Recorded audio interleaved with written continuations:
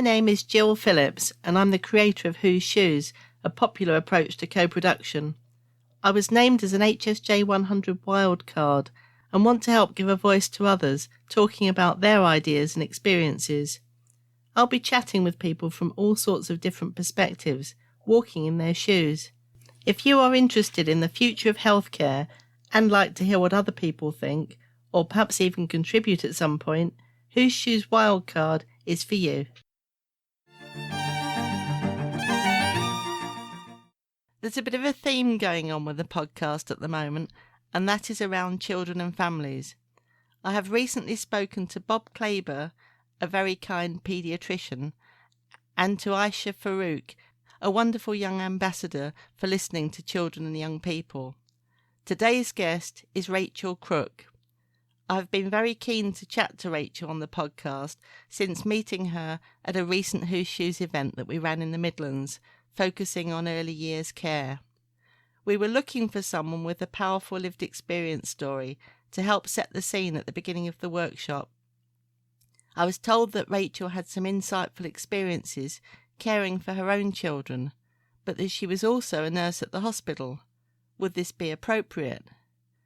I found this question fascinating. Whose Shoes is all about breaking down barriers and removing labels. You do not have to choose whether you are either a parent or a nurse. You are a human being and can speak as both. And indeed, the combination of having both lived and learnt experience can sometimes be the most powerful of all.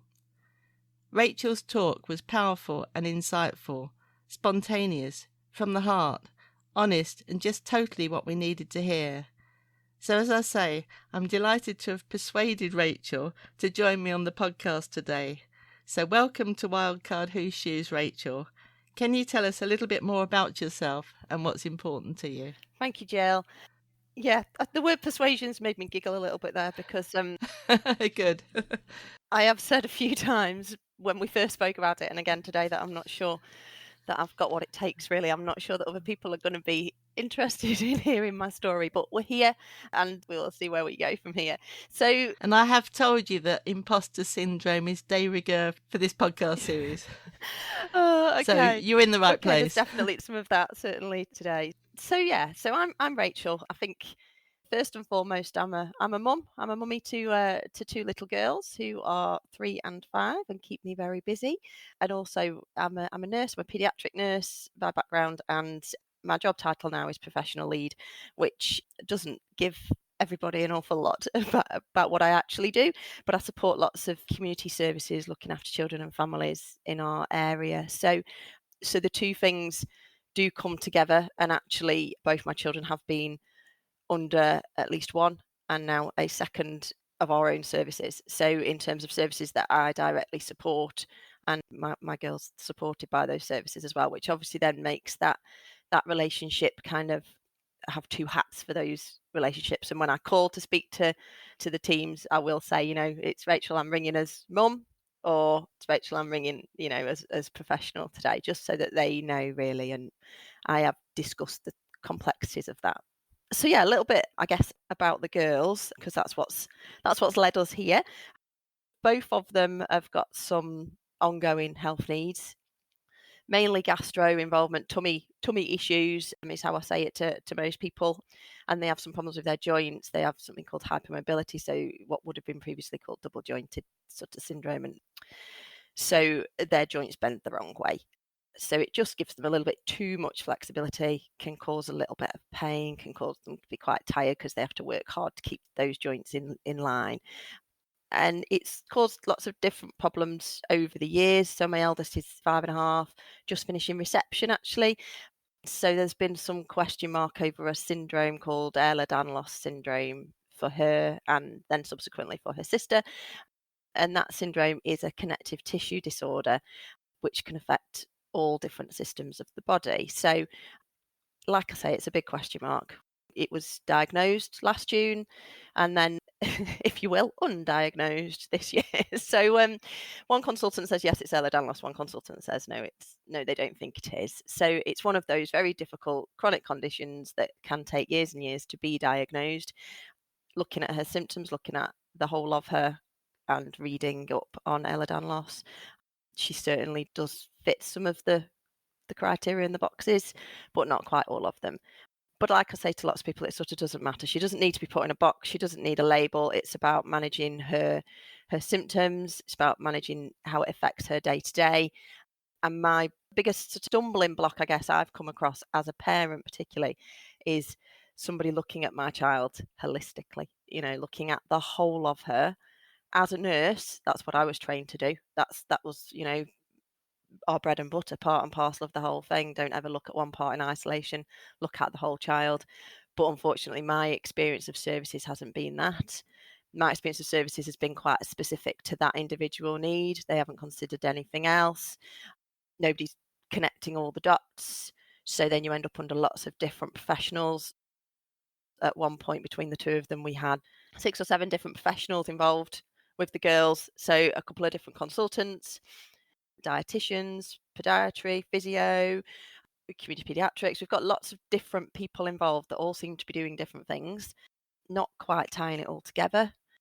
There's a little bit of involvement of teeth with Sophia potentially. We're not certain, but there is a neural element with Ehlers loss, and it appears that could be having some impact, but we're not certain. A lot of these things we have to see how she grows. A little bit of involvement with hearing. We're not certain she's hearing as well as she could.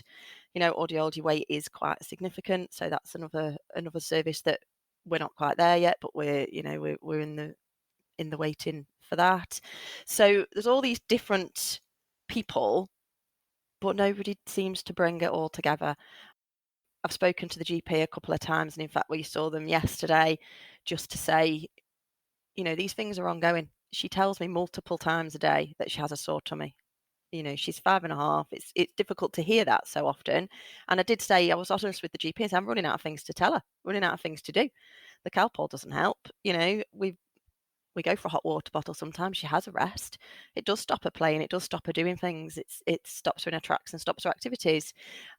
School have rung a couple of times to say she's been upset today, or I pick her up from the gate and they say she's told us a few times to say she's got a sore tummy, but we're not getting anywhere. She's been under gastro since she was just over 1. So that's nearly 4.5 years of gastro involvement, and we haven't really got anywhere. So it becomes really quite challenging for me, and I feel as though it's not directly the same as Rachel.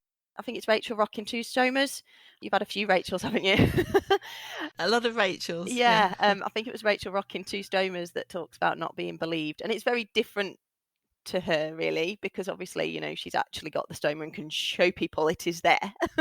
And she's still people are choosing to potentially not believe her, which is just crazy.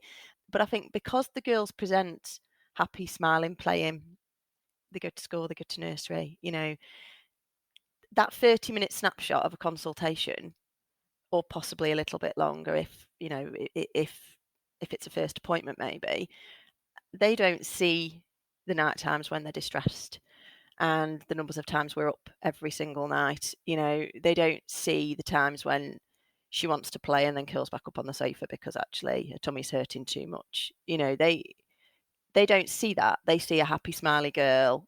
She lets them prod her tummy. She's quite amenable.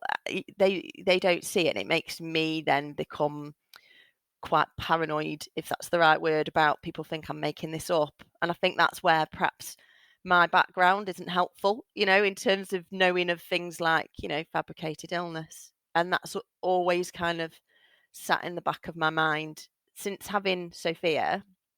And this might link with some of your maternity work. So since having Sophia, who's my eldest, and like I say, she's 5.5, she'll be 6 in October, I have been diagnosed with OCD, obsessive compulsive disorder, which is not what I would have thought it was. I think I perhaps, just had that generic kind of people that like everywhere tidy, and the cushions in the right direction and the carpet nice, and and believe me, that's not what my house is like with our 2. And it's not that at all. And a lot of the obsessive thoughts in my head and my concerns, they lead me down some quite dark avenues. And actually, given that I've had professionals not really wanting to act, I've had people, I've sent videos of them crying at night too that have said, oh, it's not that significant, have made me feel like this is me.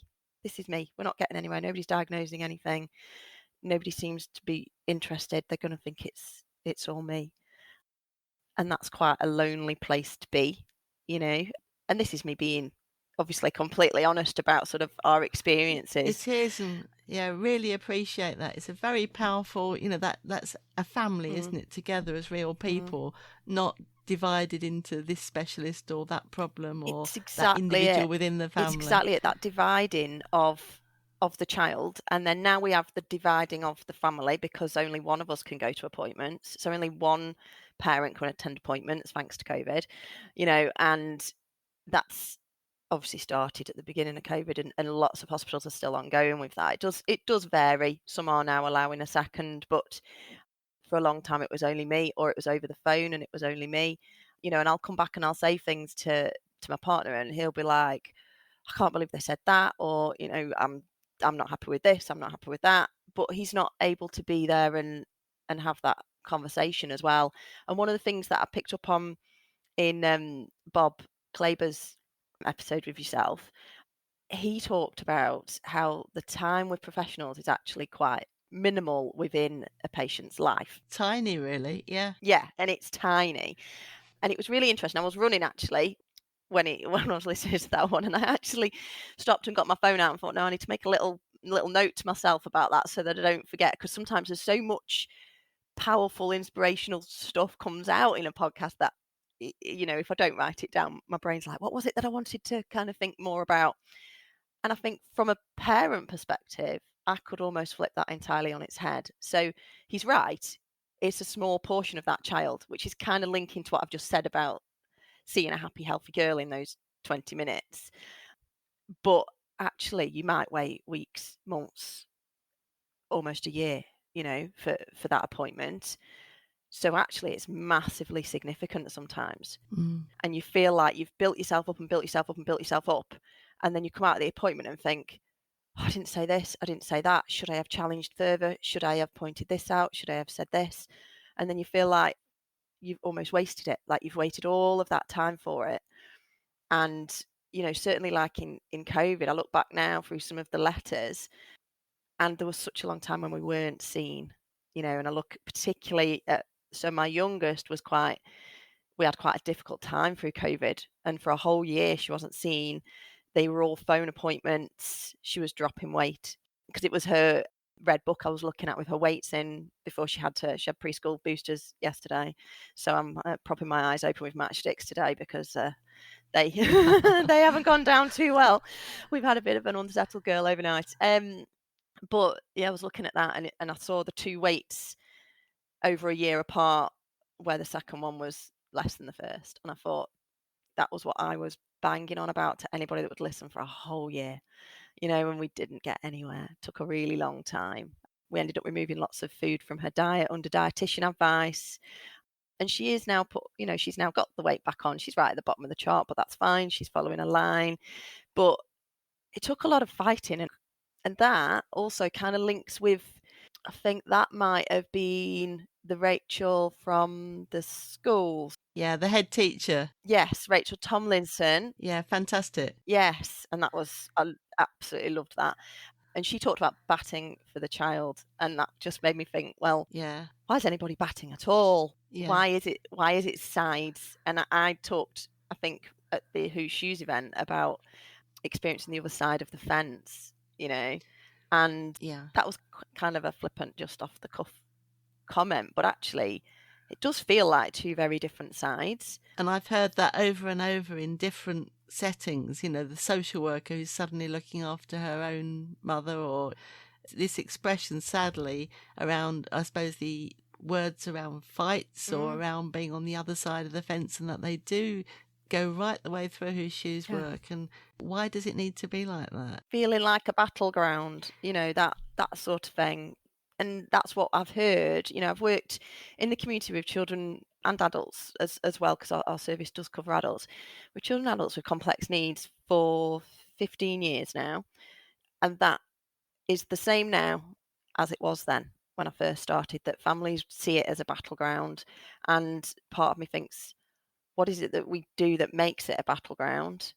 How can we come through that? Is there a way of changing that so that it isn't seen as a battleground, so you don't feel like you've got to go with a fight? I've gone to appointments, we've printed out nice guidelines and all my notes and all Right. sorts of things because I've felt like I need to go and prove myself at this appointment. But equally, that professional is in that profession because they care, because they want to make a difference, because they want to do the best for the child. So I'm not dissing any of the professionals that we have been under, because on a day-to-day basis they are doing their best that they can do. But, and I'm not trying to say their best isn't good enough, I guess I don't really know what I'm trying to say, but I think ultimately there is a better way as a collective to look after our children and our families that need that support. I do think that there's a better way, because I did say when I spoke at the Who Shoes event that each individual person has been lovely, has listened, but have they really heard? I don't know. One thing that I have found a few times is I feel like they come with a preconceived idea of what's going to come out of the appointment, and I think they might have read other letters, which is good preparation, but then I've felt like then they haven't really listened to me and my reason why I'm not sure that those letters really are giving us our answer, and why I think the conversation needs to go further. Because there's so much talk about integrated care, Yes, isn't there? integrated care boards now, Jill, as of the 1st of July. Yeah, I'm trying to work out what ICBs and ICCs, and then you get into the Mm-hmm. International Cricket Board. I get confused, with acronyms. You may see some similarities, I don't know. Well, certainly the batting. Well, oh dear. So I think what you're saying, and I'm picking up really on so many kind of different aspects, and I'm just thinking of that. Okay, make it simple, that one consultation, and you go in and it's so important and you've waited so long. And I mean, a year for anybody is an eternity, but for a child, what proportion of their life, their very short young lives, is that? So you go in, but you're not allowed to go with your partner because of COVID.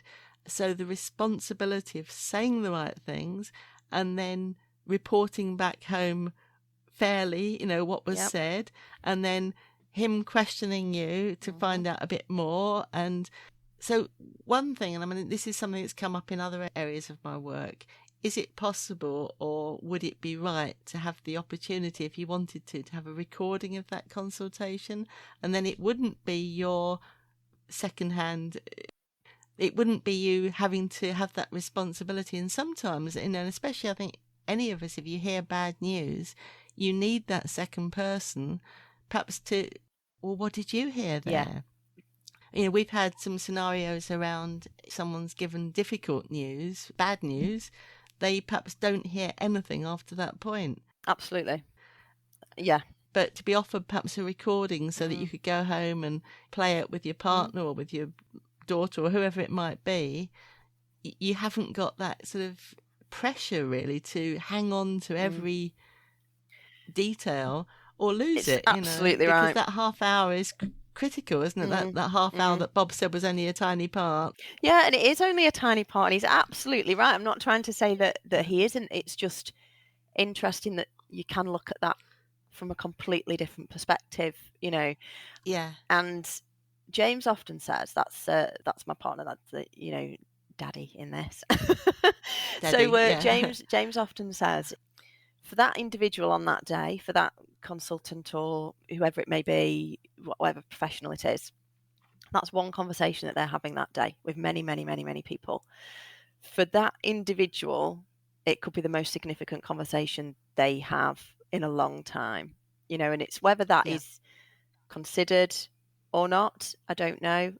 James talks about that within his own work. He gives each person that he speaks to the time and respect and thought that they require. The same for each person, and I have had examples where we've been last person of the day. They're already running really, really, really late.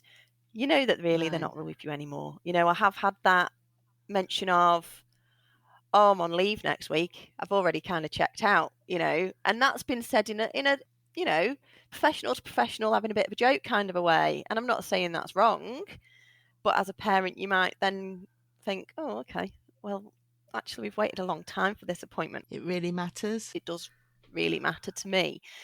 But yeah, your idea of recording, I think, is quite interesting, because I don't mind saying, like, I've been open about the OCD diagnosis, which, took me a bit by surprise.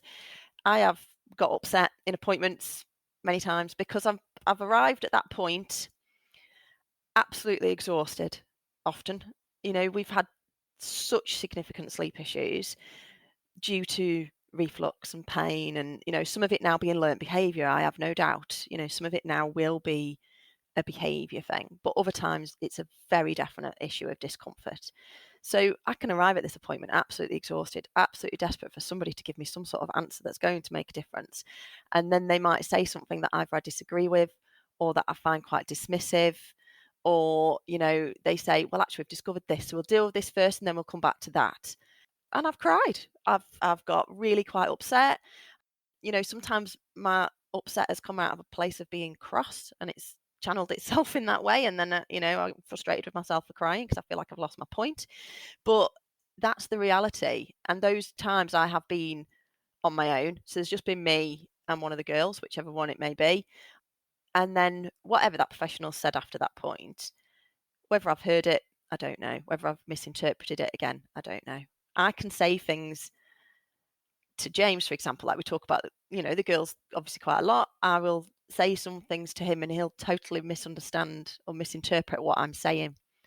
Now, that could be me and the doctor. If we were both there, me and James, that's two of us to interpret what they're saying. So maybe a recording would help with those kind of things, and I think increasing communication in whatever way you can of that two-way street, because and again, I feel like I'm picking out all your past guests, but I have listened to all the podcasts, which is amazing. Thank you. I have really enjoyed them all, and they all kind of have inspired me in a different way and interested me in a different way. But one person that I've linked with as well via Twitter is Miles Sibley from the Patient Experience Library. Fantastic, yeah. And obviously during the episode with him, you talk about like the language we use, it's a PALS complaint or it's a concern or, whatever. Whereas if it's the professional making the point, then it's a report or, it's an incident, that sort of thing. And that really has made me think, and I'm trying to bring a lot of this into my own work with the services that I support in terms of how can we hear this patient's voice. Recently, we had a letter that came after an appointment, and it had a fair few inaccuracies in it. And I have to say, I was quite disappointed. It made me quite frustrated. So I rang to try and, have a conversation about it, just to have the letter corrected. I mean, at the very basic, it was being sent to the wrong hospital. So it was being sent back to the referring doctor, but this wasn't actually at the right hospital. So, I needed to make sure it went back to the correct doctor. So I rang, but I couldn't be given an email address to communicate with the individual or a phone number to speak to the individual, which I do understand to a point. So they had to book me in a clinic appointment. So I had to then be booked a clinic appointment, which was not that far in advance, 2 or 3 weeks. And then it was a telephone clinic appointment. They were very apologetic. They've changed the letter. We've subsequently had a new one. But to me, it just feels like there could be a better way. But I do also understand you open up those channels, so if I look at it from a professional perspective, you open up those communication channels, those professionals get bombarded, and how do we manage that for them when they've got such a busy and active caseload? I don't know what's right, but it just feels like we're not quite there in some ways. And I guess that's just exactly the sort of thing that we try and explore through Whose Shoes, that to find something that is realistic and actually works for both sides. And to have someone like you, Rachel, talking on the podcast, that's why I was so keen. You've got not just theoretically, I wonder what it's like to be on the other side of the fence, but you're realistically aware and involved in both worlds. And it's an incredibly rich perspective, and I hope that your voice goes a long way in terms of helping resolve some of these things and improve them. And then we've got, when you were talking earlier, and I just got such a kind of rich picture of you at that 1.5 hour appointment. But when you said, I think you mentioned, like, obviously if it's an appointment about your little girl, obviously she's there. And I'm thinking you've also got the question about what you can say with a child that's, getting older and getting more aware without worrying them. But you want to take that opportunity to talk to the healthcare professional about what you're really concerned about, but without worrying your little girl. Is that an issue? Yeah, it definitely is. It definitely is. And this is where I think there is value in the telephone appointments as well. Right. Because actually you take them along to these appointments and they weigh and height them and do those things, occasionally do observations before the appointment, which is needed. Then they sit eating snacks, colouring in, doing whatever while we chat for however long. And then they might feel their tummy, watch them walk. This is dependent on the appointment. Obviously, if it's something like physio, then it's hands-on right from the beginning. But I mean, so the dietitian appointments are mostly talking. So we may just do a lot of talking. And as much as they try and include the children in that conversation, then that does become quite tricky, and certainly with the girls having lots taken out of their diet, when we're talking about reintroducing things into diet. So the elder Sophia, she's very wise, she's very aware, and she's all hearing when she wants to be, as in, if she's there and listening. Like I said, we do potentially have some issue of hearing, but in terms of if she's sat right with us and we're talking, if it becomes something interesting, absolutely, as children do, then she tunes in. But she is absolutely desperate to be able to eat eggs again. Absolutely desperate. She used to love having dippy eggs. Now the eggs were removed out of her diet because we weren't certain that they were agreeing with her. It was felt to be one of the things that was causing her the discomfort, causing the constipation and all the other problems that she was having. But we're going through the process of trying to reintroduce. That's a very slow progress. Like you have a little bit of something that's got a little bit of egg baked into it. So it's a very long time before you get to a dippy egg. But she just heard reintroduce egg and wondered why I didn't give her a dippy egg the next morning for breakfast. And it's those things that they hear during those appointments are quite difficult. So I don't know. In some appointments, when I was a student nurse, you might go to some appointments, there'd be loads of people there and they'd have a play specialist there and they'd play with the children. So you could then have that open conversation. I don't want to be worrying them. I don't like to put words in their mouth. So I don't sort of ask them, is it hurting? Is something hurting? Because then they'll just be like, yes, mummy, yes, if that's going to get me something, So, I try not to put words in their mouths. And I think sometimes if they're listening to a whole consultation, they do pick things up that we perhaps don't intend them to, or, like making an issue out of something. So, Sophia is of an age now where she's more aware of things, like soiling. We have a bit of a problem with that. But whereas I want to play that down to her and tell her, don't worry, it's fine. We're sorting that out, aren't we? It's sneaky. It doesn't, you don't know it's happened. It sneaks out. Don't you worry about it.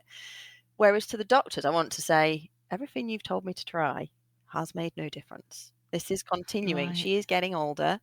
She's getting more aware. And I want us to try and know what's going on, And there's been conversations about whether she's got sensation, not got sensation. She's now being referred elsewhere for kind of a second opinion, really, because we've been bouncing around for so long with her and sort of not making any progress. So what they're actually going to look into now is something called Hirschsprungs, that is a word that's been bandied around since she was tiny because she was constipated in the neonatal period.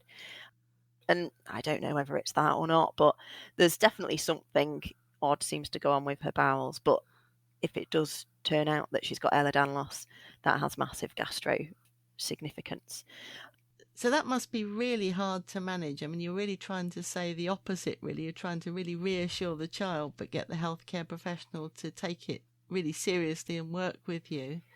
Yeah, it is incredibly hard, because, like I say, I don't want her to feel like it's a big deal. I don't want her to be worrying, but then at the same time, I have that little snippet of time to get that professional to listen, really, and to hear that that's a concern I've got, and that a sort of a flippant comment about she may not have sensation to me is actually quite a worrying element, and is there anything that we can do about that? Is there not? And if this is something that's going to happen because of the significant constipation she has had for sort of all of her life, then that's just something we have to manage. But if there is something that can be done to improve this situation, then I would want to do it, because she is getting to that age where she is more aware, and they soon move on from listening to mummy to listening to everybody else, don't they, and all their peers and other people, other voices in the classroom, and that would be my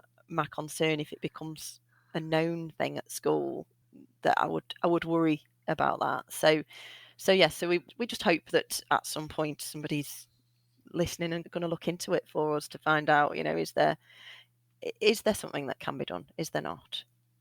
And does that bring us to school? We've mentioned Rachel Tomlinson, the fantastic head teacher, batting for the child, and is it good enough for your child? We've got aspects of that as well. How can the school help in this kind of situation, or how does it work out? I mean, I think you were talking when we were talking before about a special event at school and how you might need a bit more notice for that or planning for that. Tell us about school. School overall is great. It's great. They're very supportive. They are really good. We've just had her first report, and her attendance is lower than they would have wanted. But I was talking to a teacher yesterday, and she said we have a recognised need. We understand that. That's okay. But it is lower than they would want ideally. But they're generally great. But there have been occasions when they haven't informed me of things that are happening. There was one day when I got told at 8:40 when I dropped her off that she required a cake for a teddy bear picnic at 9:30. So, and the problem with being gluten-free, egg-free, dairy-free and soya-free is that shop-bought cakes are incredibly hard to find. In fact, if anybody knows of any, please let me know. But having a stock of cakes is really quite a challenge. So on that day, I left school, hot-footed it back home, and long story short, I had a warm cake that I was delivering to the reception of school by 9:25.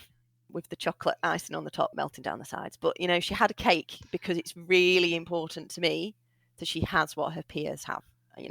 It's really important to me. I don't want to say, oh, she can have a biscuit instead. Oh, she can just, don't worry about it. She'll be okay. No. She needs the same. There was another day when it was gingerbread, and I knew they were making gingerbread men that week. Nobody had told me which day. And I dropped her off on the Monday morning. We'd had a hectic weekend. Dropped off on the Monday morning, said to the TA, please tell me you're not making gingerbread men today. And she was like, oh, I'm really sorry, it is today. And, Jill, I burst into tears. It was one of those days where there was just too much. The weekend was hectic. I don't think Bethany had been very well. I think sleep was at a, low ebb. So I burst into tears. And again, I came home. I asked them when they were going to be making them. I came home. I made her some gingerbread men. And she had some gingerbread men, not quite at the same time, a little after, in time for the school ones to cool. So when they were decorating them, she could decorate hers. They all decorated the others. So she was involved in making the others that she couldn't eat, but actually got her own to decorate. And that the TA, she's absolutely lovely. I love her. She's amazing. But she said to me, oh, it's fine. She can still be involved in making them. And I wanted to say to her, would you want to make a biscuit you couldn't eat? Would you? Would you really? Do you know what I mean? And especially age 5. Make it, put it together, smell it cooking, but not be able to eat it. Like, seriously. So thankfully I was able to get her one there by the time anybody else was going to be eating it. And those are the things that matter to me. But since that day, we now generally have a little stock of little chocolate cupcakes that freeze quite well, that defrost well. We've got some chocolate icing that's free from all of that can just go on the top. So hopefully won't be caught out in that way again, because that was just lucky that day I wasn't rushing back home to start a meeting straight away, because sometimes I am. But yeah, that's the juggle, I think, between being a working mum, being a mum of a child with multiple allergies, trying to juggle that. And these are there's loads of unseen, unspoken of elements. We must spend, I would say, maybe between £10 and £20 a month on pain relief for our girls. You know, It's a lot of money, we isn't it? go Adds up. through, and I say Calpol, but actually we buy the cheapest chip stuff, but it's still not very cheap, and we go through it because they are in so much pain such a lot of the time. I make this sound dreadful. They're really not, they're not sitting in a corner sobbing all the time, but it has an impact. No, but and they need any pain is miserable, isn't it? It doesn't have to be acute. Yeah. and they need that. And then you've got your normal illnesses, and they seem to be particularly good at picking things up, so they've got all your normal illnesses and your temperatures, and Bethany particularly quite likes temperature above 40. She does like playing that game, bless her. So we go through the Calpol, we go through the ibuprofen, and we spend an awful lot of money on it, and then they've got their prescribed medications. And there was a mix-up the one time with Bethany's Gaviscon, and because she did end up with 2 different types of Gaviscon on her repeats, I'd asked for the sachets. They dispensed the liquid. We ran out of the sachets, so I had to buy them over the counter. That was £12, and they said, "Oh, they're really expensive. Are you sure you want to buy them?" Well, she needs them, and the wrong ones come on prescription, so unless you can fix that between now and 7 o'clock tomorrow night when she goes to bed, which they couldn't at that point, because it was Friday. I think it was a weekend, and so I had to. I know it was a bank holiday. That's what it was. It was a bank holiday.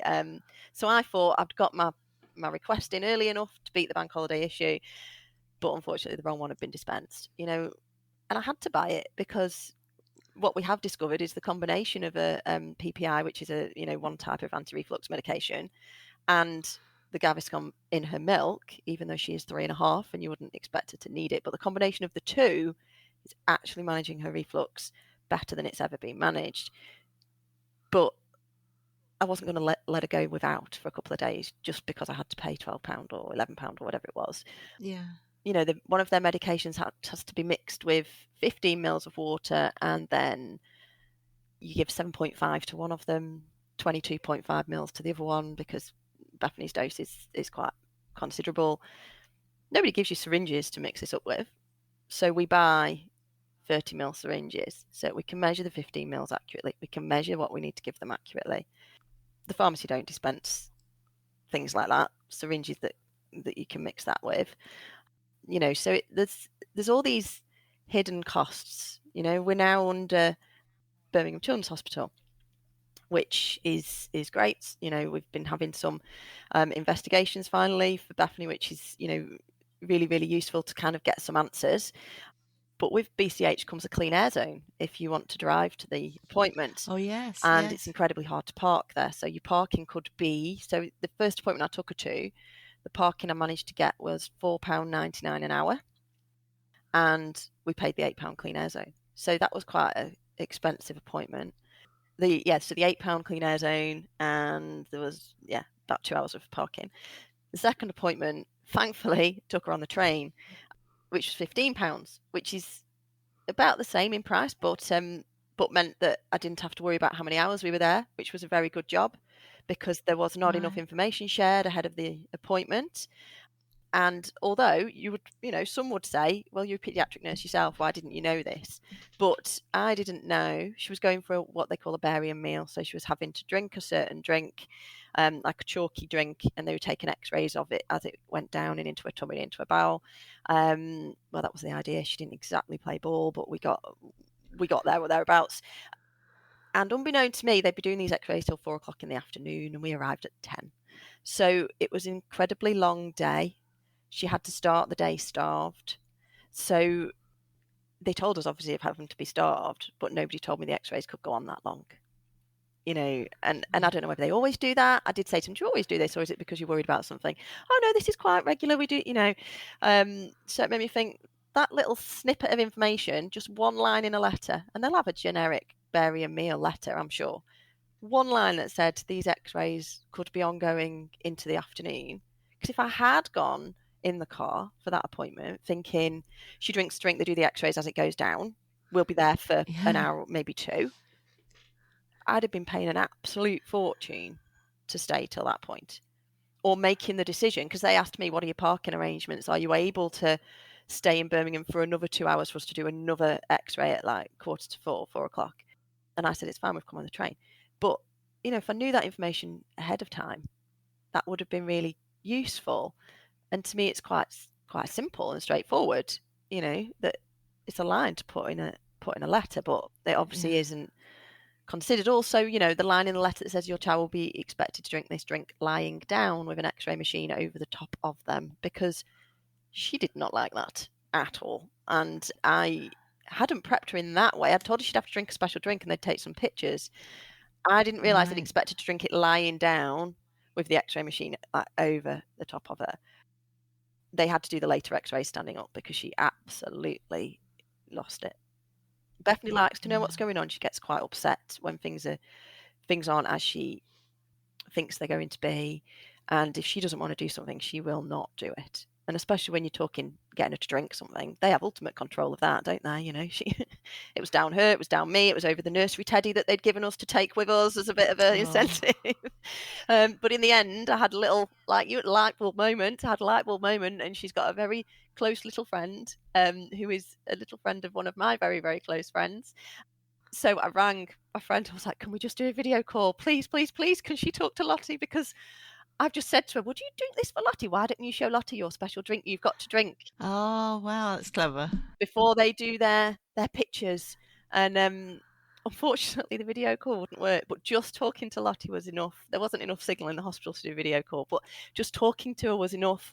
And hearing her voice and me saying, maybe we could go see her later. This was when I wasn't aware the x-rays was going to go on until 4. And then she did drink it. So 1 3-year-old to another, she drank it for her. Not for me. I can totally believe that. Not for you, but yeah. Not for me, the doctor, the nurse, anybody else. A promise of a treat, a promise of anything. I'd have done anything to get her to drink it. And no, not for me, but for a fellow 3-year-old. She did it for her. So yeah. That's amazing, yeah. And there's just so much learning here, isn't it? I mean, as you know, a lot of my work is around like little things, simple things, to say we haven't got the money or we've got staffing pressures and so on. Obviously, those are massive problems and true of so many situations. But I think this comes down to expectations, doesn't it? Absolutely. That letter being clear, setting out. We did some work with Kingston Hospital around admin, which was really, really interesting. And I can remember a kind of similar but totally different context scenario about a guy who was told, I think, at the reception desk, just checking that he hadn't had anything to eat or drink or whatever. And I don't know whether it probably was in the instruction letter, but something like that, to spell out, we will not be able to do the test and we will not be able to have I think it was... Might have been fasting blood, something like that. The net result was he was self-employed and it meant that he couldn't have his pre-arranged operation and he'd cleared 2 weeks in his diary. And, it was seen as an administrative mistake or complication or whatever it was, rather than actually this is screwing your whole business. And if that had been communicated better or you'd known the significance, then that wouldn't have happened. But or a cancellation or these kind of things, the juxtaposition between, for one side of the fence it's an administrative change and for the other side it's all those where you parked your car or how long you're going to be there for, and it's huge, isn't it? And I mean, something I'm proud of is we've got, so a shout out really to Lee Kendall, who worked with us on the Nobody's Patient project. And one of our case studies from that was rewriting a letter to bereaved parents, as sadly Lee was, who lost her baby Hugo and helped us considerably with the Nobody's Patient project, to be more empathetic and to get the patients or the people who've had that experience to actually be involved in writing those letters. What is it you need to know? And the actual information, but also the tone and the just the simplicity of the language or whatever, to just take it so that it's not two sides of the fence. A language just makes such a massive difference, doesn't it? The words we use, and it can sit with somebody forever, and it is so important. One of the things that I'm getting a little bit more involved with over the last few months is the palliative care arena, if you will. And we're developing in our area sort of a system-wide children's palliative care pathway. And I've been involved in that work, and one of the consultants that's involved is doing some research around palliative care impacts on families, the level of care that we're delivering within family homes, the level of care parents are delivering within family homes. And acknowledging parents as experts has been talked about for a very long time, but I think acknowledging the levels of care that they're actually delivering, there hasn't been research particularly around that in the way that this consultant is looking to do it. Following an education conference I went to last week, it's really sparked my interest in research, actually, and then the impact of that on our clinical roles and how we can change what we do to better ourselves on the back of the research. So yeah, it's an email I've sent only this morning, actually, to say to her, I'm really interested in being involved in this research. My links within our community children's nursing services and our complex care team, we know firsthand the sort of intensive care that is being delivered in these families' homes by families, by support workers, by nurses. And actually that recognition of it and the research around it will be extremely valuable. And I'm really, really interested to be involved in that. So that's something that sort of I'm getting more and more involved in that side of things at the moment. And they couldn't hear from better people than yourself. Interestingly, actually, I've got something that started on Twitter, I think, yesterday or the day before, and they were talking about language. So coming back to that and involving the BBC, there's something next week. So Sally, one of the Darcy fellows that I've worked with in the past, said basically, Jill, whose shoes is your person? And I've sent them a shed load of different suggestions of people as to who they might talk to, depending on obviously what kind of slant they want to take. Yeah. But you'd be amazing with that as well, Rachel. I mean, so many people have got so much first-hand experience of language that makes you feel not listened to. You've come up with such great examples, sadly, of your experience of perhaps not being believed or because of your own, say, your own OCD and so on, having an extra kind of layer of worry and yeah, let's believe people. I think that came up actually in Yvonne Newbold's podcast. Or Janina Vigers, I think it may have been. Your parents basically saying, we wouldn't be making up a narrative like this. Why would you? We want to be telling you our children are wonderful and yes, everything's happy and healthy. Absolutely. And so just believe. Yeah, trying to juggle work around various appointments in various different parts of the Midlands. I certainly wouldn't be doing that by choice, and I wouldn't be buying all the free from food by choice. I can tell you that much for free. It's a real challenge, and I think considering the child within that context of the family as well, because I don't know how many of the professionals involved with the girls actually are aware of my difficulties, and some might say that's not relevant, but actually in a way I think it is, because it sometimes makes me more apprehensive about what I share with them and how I share it, and I don't want to make too big a deal out of this. I don't want to be seen to be asking for investigations. I do think it's a useful way of looking at things, the child within the family, and not just, because like I've said, sometimes they're just looking at a part of the child. They're not even looking at the whole child. So then, it's important to look at the child within the context of the whole family. But yet, I appreciate, like I've said earlier, we're struggling enough to get people to look at a child holistically. So to push them to look at the holistic child within, a family context as well is maybe a step too far. But it's so important. And actually, it was a health visitor that I would say supported me in getting some help. She pointed me in the right direction and gave me a phone number to ring. But nobody ever rang to follow that appointment up. Nobody ever rang to make sure I was okay. It was a 4-month check or something. When I got upset and we talked through a lot of things, she told me it's a self-referral service. Here's the number. Go ring, go refer.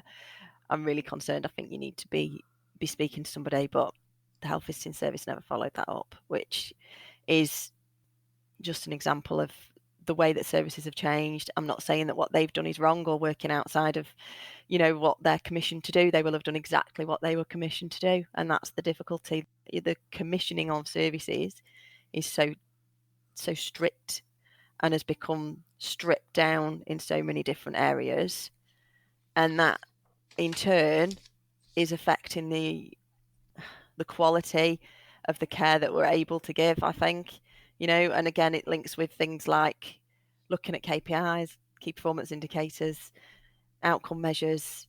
I really am interested in looking at relational outcome measures, certainly with one of our teams where we talk about outcome measures being a little bit more difficult to actually achieve.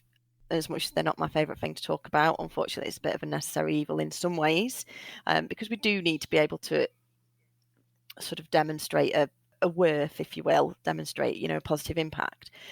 But if we can do that in more of a relational sort of a way, then I think that would be really, really interesting. And one thing, this is going to perhaps sound a little bit crazy. I love crazy things. Yeah, go for it. I think if James can hear me from the other room, I think he'll kick me out. But I've listened to a couple of presentations at conferences from people from the Art of Brilliance. Now, I don't know if you've heard of, I think it's Andy Cope, the original The Art of Being Brilliant. And what Andy did was he did a PhD in happiness. And, so they present, and we had one last week at this conference, and Andy presented at something just before Sophia was born. So we're talking like 6 years ago now. And it's kind of sat with me, and I've listened to some of his podcasts. I've got a couple of his books, but he did a whole PhD around happiness.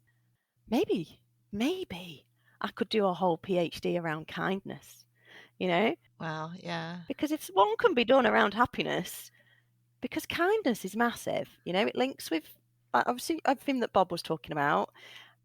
I've always been a massive fan of Yvonne Newbold for years and years and years. I've been a massive fan of Yvonne.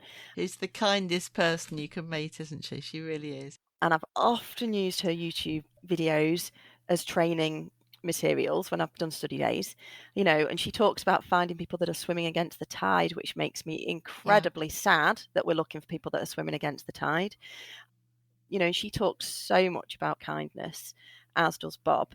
And I think kindness to each other, kindness to ourselves, kindness to professionals, kindness to families, kindness to children, it's massive. It's absolutely massive. And like I say, I have a feeling I can hear that James is in the room next door at the moment. And if he could hear me suggesting that I might do a PhD, he would actually kick me out, because I wrote a dissertation when Sophia was tiny and she only slept for 45 minutes at a time because her allergies hadn't been recognised at that point, and she was a very unsettled baby.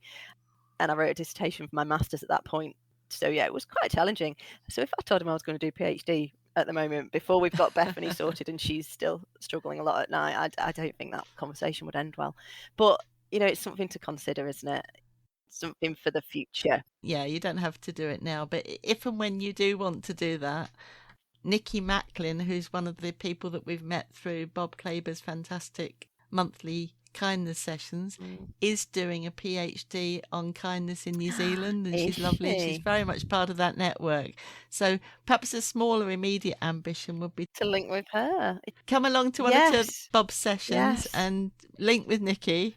Yes. And see where it goes. It was funny. I was listening to Bob's episode the other day, and it was talking about the Thursday evening sort of meeting that they have, and I thought, I could try and get involved in that, and then I realised, well, this Thursday, as in last night, because we're recording this on a Friday, was meet the new teacher at school.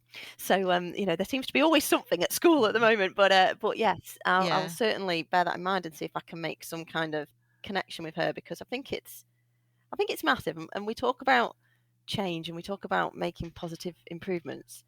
I think people always think they've got to be something massive, and actually, I don't think they do. I think they've got to be doable, and actually to be doable, the smaller the better in some ways, but it can have a real ripple effect. And that's something that was being talked about on an Art of Brilliance podcast I was listening to the other day. And he was saying, if you start your day happy, then those that are like in your immediate vicinity. So like say you come to breakfast and you are happy, I've decided today going to be in a great mood. Then those that you live with are already 16% happier because you've started the day happy. It's infectious, isn't it? And then the people that they meet along their way at school or college, work, whatever, they are then 10% happier because the person that you made happy is happier.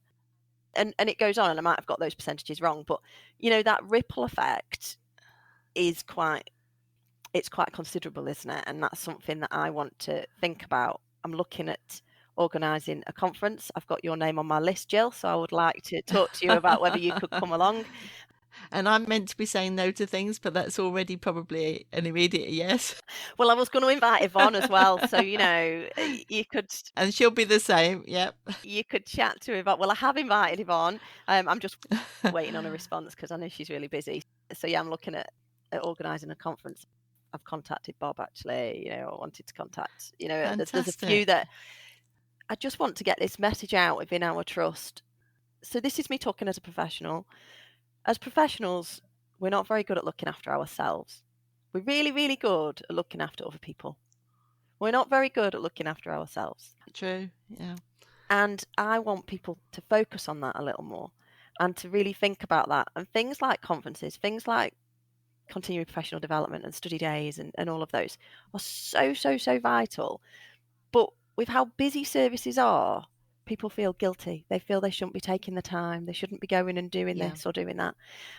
So I'm really, really trying to push that at the moment. And I thought if I can pull a conference together that's got some real inspirational people that can help me to push some of these messages of we need to look after you, because it brings it back to the flight kind of analogy of you've got to put your own oxygen mask on first, and if I can do that, then maybe we can spread some of that. If I can get my message to a few more teams of, you have to look after yourself, develop yourself, look after yourself, make sure you're taking the time out, because by doing all of those things, you will be a better nurse. You will be the best version of yourself. And then that opens up all of those doors, and it also opens up the conversation of, I could make some tiny little changes that might impact on the service. We don't need to write a big paper about it. We don't need to develop something massive and have it on some kind of national stage. We could do something really simple, like walk into the office with a smile and say good morning and be happy, and ask somebody, are you okay? You don't look yourself. Show that kindness to each other by showing it to yourself first. Actually, we could make a massive, massive difference. So I just hope that I can try and get that message across. And I think by inviting all the right people to a conference, I'm hopeful that I can try and do that. And with my links with the RCN, because I'm an RCN learning rep, I'm hopeful that we can kind of bring them in as well, maybe to maybe with some money to to help with some of the funding, along with some CPD money perhaps. So that's a little dream I've got, that I've got your name next to, Jill. So that's brilliant. And Rachel, I promise you will do, because I can see you smiling here now. I can see your passion to make these things happen. I can see how all of these things are, whether you like it or not, almost linking up for you in your life and your family and your professional world.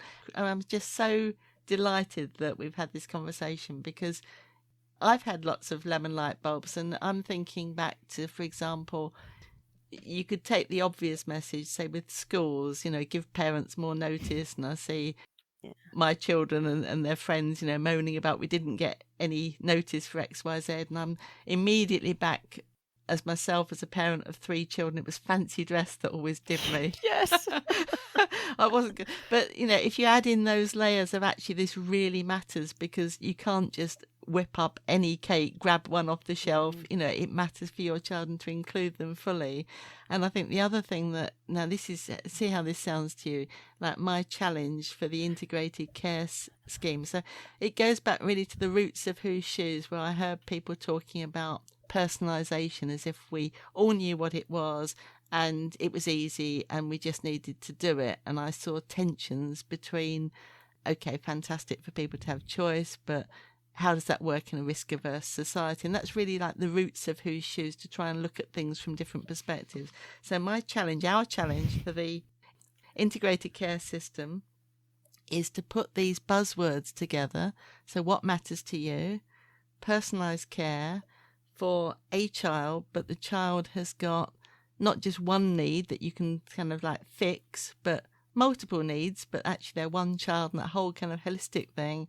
and they're a member of the family, and that the family are real people who've got jobs and perhaps got, one or two health concerns of their own, and they need to function as a family unit, and to have a consultation whereby, and letters and so on, where those kind of things are just taken into account and it works for people.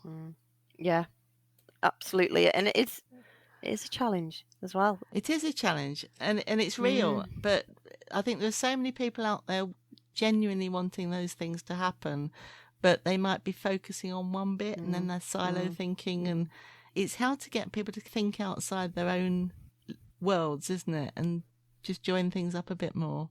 And sometimes it's just talking to the right person. So, this issue with the letter for the barium meal, it's been going through my head. What if I contact the secretary for the gastro consultant? Would she be the right person? Or what if I contacted pals? But then I wouldn't want them to see it as a complaint. But then pals might be able to get the message to the right person, I'm just thinking, those are the things that kind of go through my head. And then unfortunately, sometimes things like that go through my head and then they never get done because I'm so busy. And how many other parents think, oh, that would have been really useful in that letter, but they don't have the opportunity, the time, or they don't know where to go with that. So the message never gets fed back. So then if you don't know there's a problem, you can't fix it, can you? So the hospital may never have been told, and we can only do what we can do with the information that we have. If they're not given it, they can't fix it. So it's picking up these small things that aren't as big as a complaint, should never need to be a complaint. It's just, hear me, that was my experience. And, it might help prevent it happening to somebody else. Yeah, absolutely. And it's that two-way, it's that communication again, isn't it? It's a big word. It comes up a lot, but it makes a massive difference. It does. It really does. Yeah. So, Jill, there was one other thing that I wanted to mention. Was that actually? Yeah, go for it. You're going to laugh at this one as well, probably. Oh, I like laughing. I'm actually writing a book, which is a book of I don't know whether it's, a memoir or, a bit of a reflection, but it's kind of a book of our journey and our experiences. And I've called it many things. It has lots of titles at the moment, and I don't know whether it will ever come to fruition. But for me, it's almost a bit of therapy, really, in terms of documenting some of the girls' journey, my feelings, how it's gone, trying to make some of it a bit lighthearted. So yeah, it's I enjoy doing it, and some of it's often written in snippets on my phone. So perhaps when I've been dealing with, Bethany being unsettled, and we're finally got her to sleep on the recliner, which is quite possibly the best money I have ever spent in my life as a recliner to keep us a little bit of sanity. And I've perhaps written a bit as a note on my phone, and then I've emailed it to myself, and it's gone into the book. There was another bit that was written lying on a hospital bed, staring at the ceiling when we were admitted and we were waiting on a result on her platelets after some dodgy bruising, and me knowing a little bit too much about being placed on an oncology ward, and so it was kind of what was going through my mind at that moment that's then, going into this book. So I guess this is a bit shameless, really, but go for it. Yeah, I'll be reading it. Just if there's anybody out there that has any links to, who I could possibly talk to about it as it possibly, hopefully, does develop. Like I say, at the moment, it's kind of like therapy for me. And it almost helps me to wind down, to kind of get things off my chest. The good, the bad, some of it's funny. I just wonder if you've got any contacts out there that might listen to this, that might say, oh, you want to talk to this person, you want to send a bit of it to that person to get their opinions on it, then that would be great. Thank you very much. So let's make that the challenge as well. Who can help Rachel publish what I'm sure will be an extraordinarily insightful and entertaining book?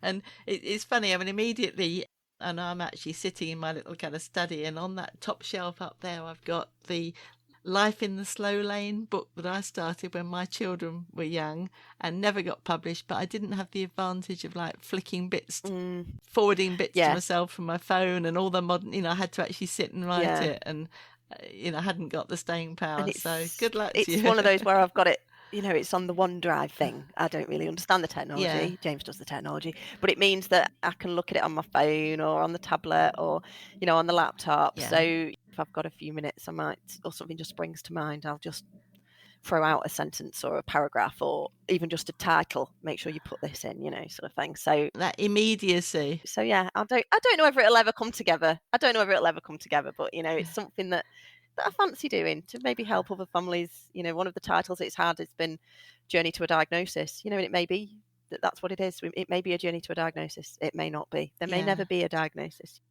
The latest thing that's been thrown around is something called functional abdominal pain, and that actually it's just one of those things. It just happens. There's no treatment. And she did say it can be debilitating, but there's nothing we can necessarily do. So it may not be a diagnosis in the end, but it's there. And like I say, it's therapy for me, if nothing else. and it's a journey, and other parents go on journeys, and I think that's something that we're getting a lot better at, whether it's through blogs or whether it's through podcasts and that, but people actually sharing their stories, and you don't know who you reach, do you, and who it helps. So good luck with it. Thank you. Thanks. Well, thank you so much, Rachel. I think I'm just delighted we've had this conversation. It's been a very kind of free-flowing in all directions, and I think there's some absolute gems within it, and definitely adding some very new material to the podcast series. So huge thanks, and I'm glad I persuaded you. Thank you. Thanks very much, Jill. It's been brilliant. I hope you have enjoyed this episode. If so, please subscribe now to hear more of these fascinating conversations on your favourite podcast platform. And please leave a review. I tweet as Whose Shoes. Thank you for being on this journey with me, and let's hope that together we can make a difference.